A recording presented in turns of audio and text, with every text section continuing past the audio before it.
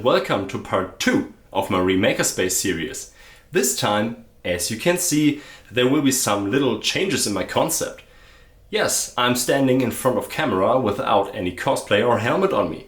So yes, it's quite a bit unusual for me to stand in front of camera without a helmet, but let's see how this will turn out. This time I will add some storage space to my workshop to get rid of this total mess here around me and to get more space for my stuff. But let's see. I will show you.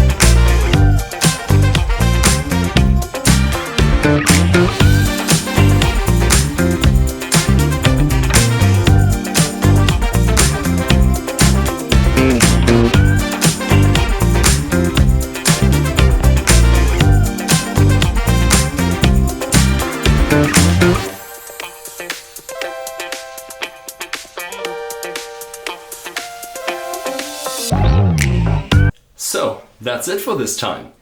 If you liked it, please leave a comment, please leave a like, hit the subscribe button and check out my next part 3 of my Makerspace series.